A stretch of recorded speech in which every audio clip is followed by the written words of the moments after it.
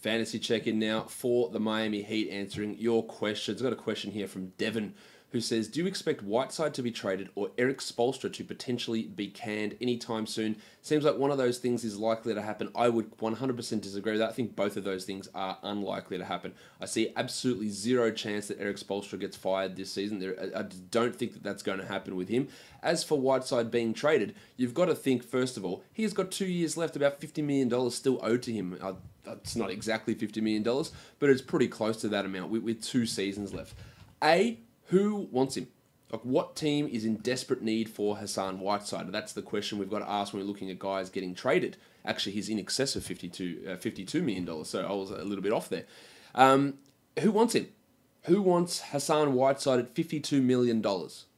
Secondly, do the Heat want to get rid of him that desperately? This is assuming nobody wants him, because who wants him at that sort of a salary? Who's going to say, shit, we are giving up stuff to get Hassan Whiteside and have to pay him $52 million over 2 years? Who's saying that? I think nobody.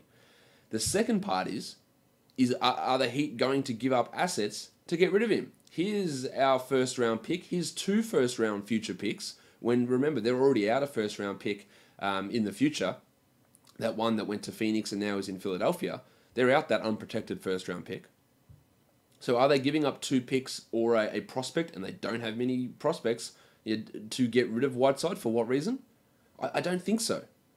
I just don't see that happening with Whiteside. So, yeah, I think that maybe next season it's a little bit more likely, when you only have to deal with that 1 season of his. Now, I guess he's not owed the full. He's already been paid half of this year's salary, so that's 1.5 years of salary, $40 million of salary in total. Next year we'll be talking about $27 million, a little bit more palatable of a number there as well.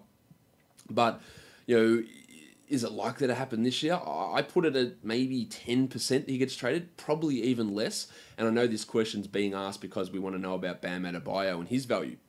I think you're way more likely to see 24 minutes, 25 minutes for Bam, 23 for Whiteside, than Whiteside disappearing completely.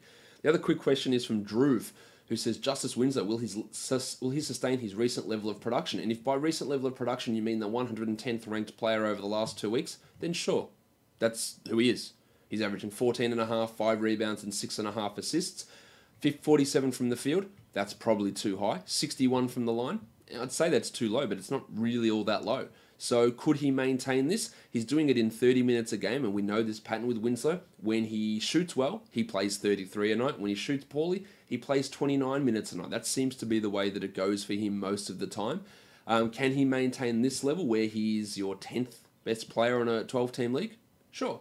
Will he be a top 40 guy? I'd be absolutely flabbergasted if he got to that level. He just isn't that good of a player, in my opinion.